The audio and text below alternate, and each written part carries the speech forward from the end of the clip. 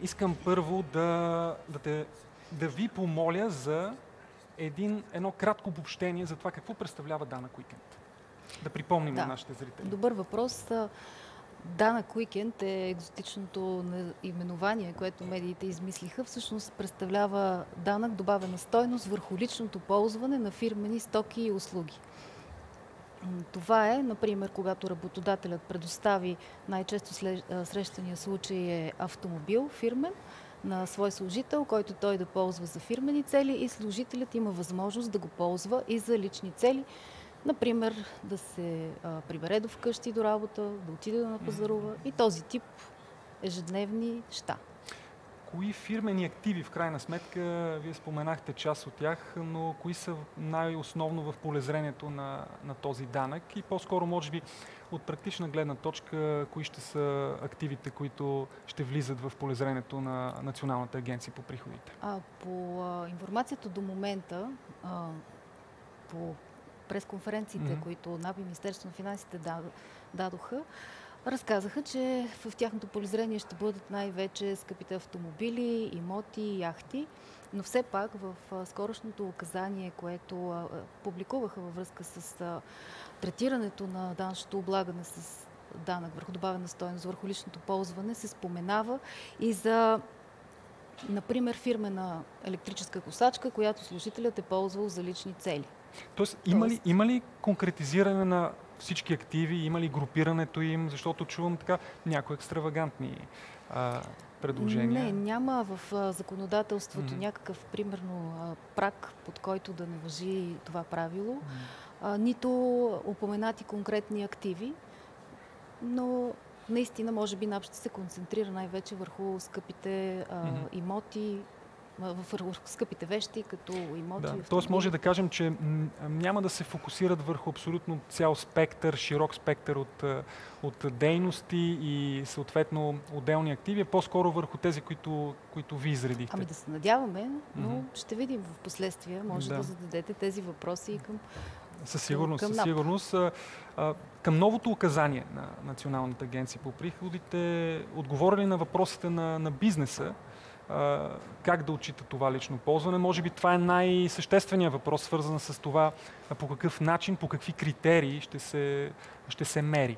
Да, значи новото указание отговори на някои въпроси, но в същото време възникнаха след него още повече въпроси.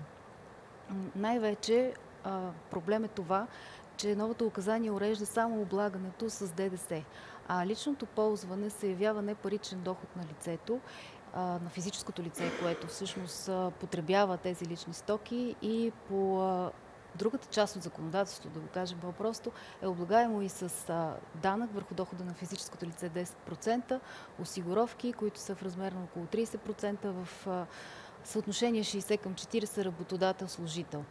Но указанието не дава яснота какво ще стане в този случай, че за целите на ДДС дадена компания си признае, така да го кажем, за личното ползване, какво ще стане с останалата част от данъчните задължения.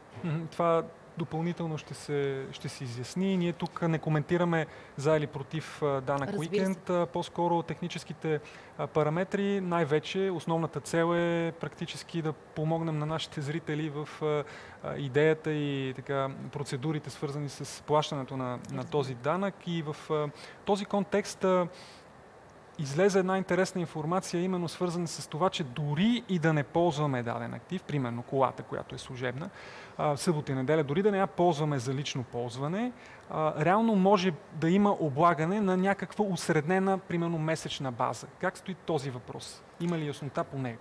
Да, противно на логиката, данъчната логика е такава, че има разработен пример в указанието, че дори и даден актив, в случая автомобил, дори да вземем за пример автомобил. Да, то такъв е пример, не е използван през цял един месец. Ако той по принцип годишно е ползван и за лични, и за фирмени цели, в този един месец разходите, които са по него, например паркинг, някакви други разходи, за които е ползван данъчен кредит, това е много важно нещо да уточним, те също биха подлежали на тази регулация, в смисъл, че ще се търси съотношението между личното и ползване, и в такъв случай ще се получи, че дори да не е ползван дадения актив, данък върху личното ползване ще се дължи. Това всъщност идва от едно съдебно решение, което НАП тълкува по този начин. Съдебното решение е на Съда на Европейския съюз от далечната 96-та година. Госпожа Енклер е купила моторна каравана, която е използвала и лично, и я е давала под наем, и в един момент, в който не я е давала под наем, съдът е заключил, че и за този момент тя трябва да начисли ДДС върху личното ползване. Това се е взел като пример. Взел се като пример, въпреки че случая е съвсем различен. Когато става въпрос за служебна кола, която не се дава под наем, а служи за служебни цели едно, когато става въпрос за каравана, която е купена за да се дава под наем, става въпрос за друго. Казусът с, примерно, търговците на дребно, които ползват колата всекидневно и за своите дейности, работни дейности, но и за лично ползване. В указанието на НАП е записано, че търговците, регистрираните по ДДС, трябва много добре да водят документация, която да отчита личното от служебното ползване и дават пример с воденето на пътни листа или пътни книжки, откъдето да е видно какво е съотношението на фирменото и какво е срещу личното ползване. Може би една подобна отчетност, въпреки че ще е ново нещо, няма да е чак толкова голямо затруднение. Може ли да направим такъв извод? По-скоро ще има натоварване на бизнеса във връзка с тези изисквания да следи личното ползване. И това е една от най-големите забележки всъщност на работодатели и на бизнеса, че се увеличава административната тежест. Преди да кажете за общата позиция, ако има такава, ще разберем от вас.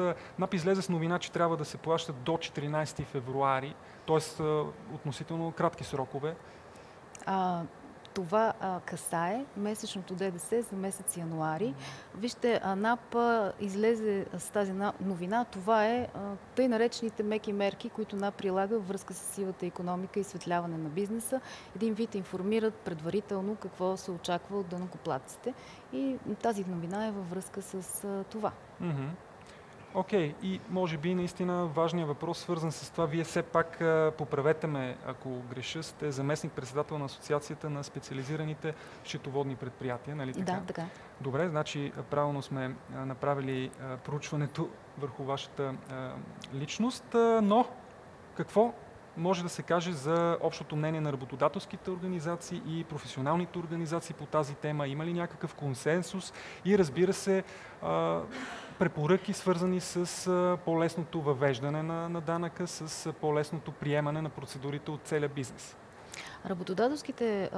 Работодателски организации и професионални се очаква да направят обща позиция, в която да дадат и предложения, включително как по-лесно да се администрира данъка върху личното ползване, включително и с решение, което да обхваща и другата част от законодателството, като Закон за корпоративно подоходно облагане, данъка върху доходите на физическите лица и осигуровките.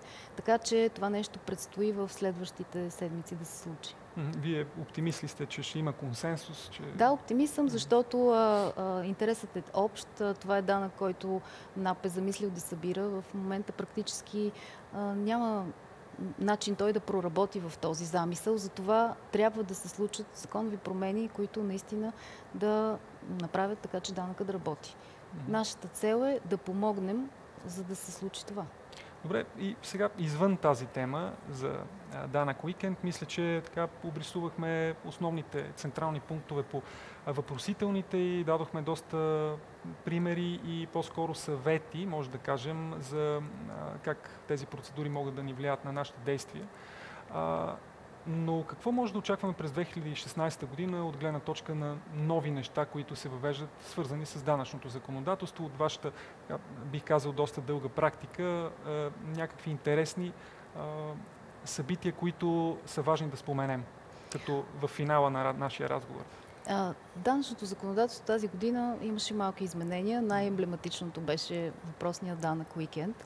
Така че съветвам всички данъкоплатци, фирми, които са регистрирани по ДДС, просто да наблегнат на документацията, защото трябва да кажем, че позитивното в становището на НАП е, че НАП няма да търси друга база или да преоблага, ако лицето последователно е използвало една и съща база и тя съответства на стойността и на актива. Например, за кола, както казах, с пътен лист е най-удачно да се измерват километрите.